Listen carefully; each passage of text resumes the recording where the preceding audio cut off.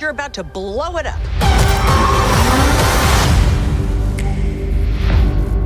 For the castle. Hi, Nigel Chambers from Big O Belt Media.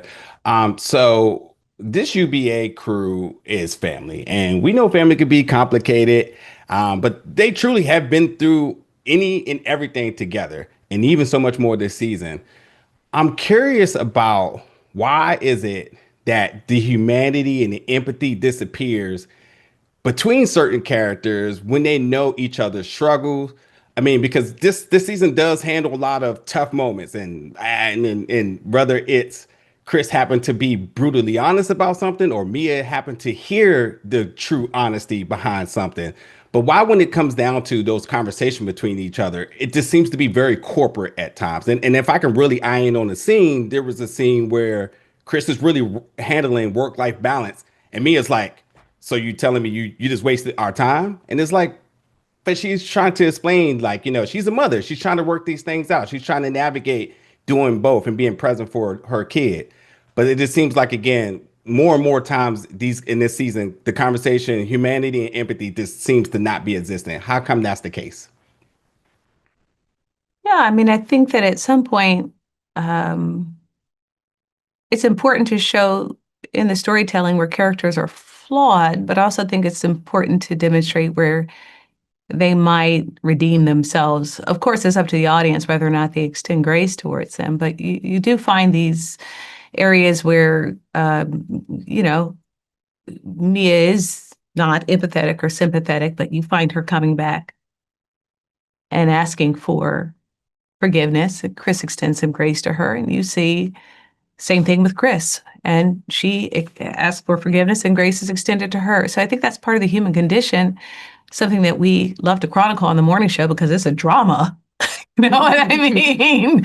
So, yeah, I mean, I think I'm grateful to have writers who understand that not only do you know, put characters over time in antagonistic spaces, but you also allow them to redeem themselves later on. As an actor, that's the kind of work you want to do. Mm-hmm. Yeah. And I guess for me, it's I don't know that it's just viciousness. I sort of have a different perspective about it. I feel like it's the drama's responsibility to present everyone's passage, everyone's walk and perspective and priorities with a great deal of dignity and integrity, and they're going to clash. And we actually love to watch everyone's perspective clash. And then we see like what we can muster up, what we can savor, and where we go with all the disparate parts. And I think that that's what's really exciting. Yeah, that's my take on it. Yeah. Yeah. That makes the drama drama. That makes life. Life. Thank you for the answers. Thank you. Thanks for that question. Hi, Nigel Chambers, once again from Big O Belt Media. My question is to Karen. So Stella has a wild, wild road this season. And in one of her rock bottom moments, she sends a notice to Mia.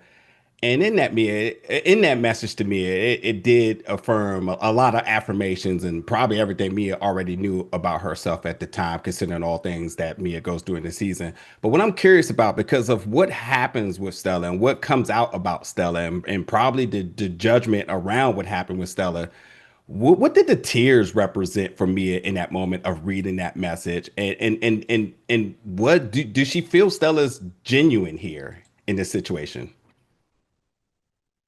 Well, you know, we've spent a lot of time on the morning show over 2, 3 seasons building up this coalition conversation around a Korean American CEO or a woman who's on her way up and an African American woman who has that same level of ambition and what they're going to do together.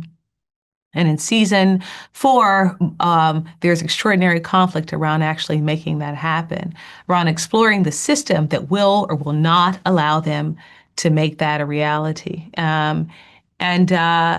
You know, without giving too much away, I think that both of these women end up doing and saying a lot of things that maybe in the moment allows them to survive as individually, but doesn't allow their friendship to continue to move forward.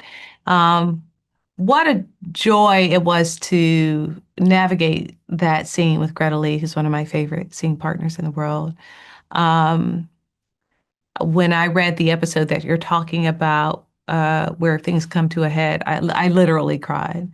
It makes me emotional just to think It's so about. beautiful. It's a beautiful, beautiful episode.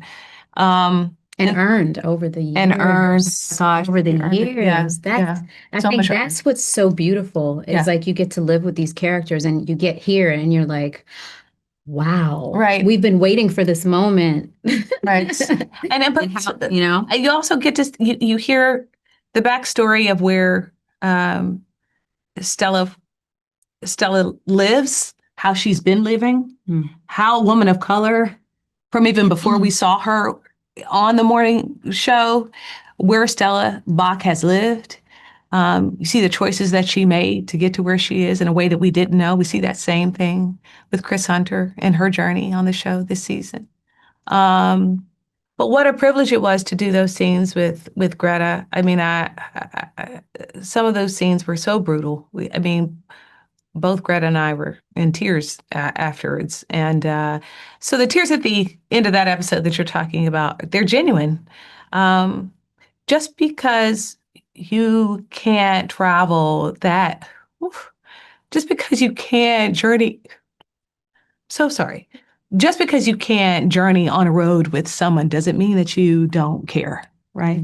Doesn't mean that you don't shed that person with a lot of grief attached to it. And I think that Mia is genuinely exploring what it is to navigate in a way that she must, Yeah. but also to manage the grief around shedding certain relationships as she makes her way through television news industry, which, by the way, I'm sure all the women on this call, and maybe the men too, Maybe some understand. too. Yeah. Understand what it is to have to be ruthless in your journey as a woman in this industry.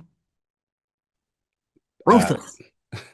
thank you so much for that. I was just going to mention the "you not one of us, you never was" moment too, like the arc between these two Oh moments we're yeah. talking about. Yeah. I remember that.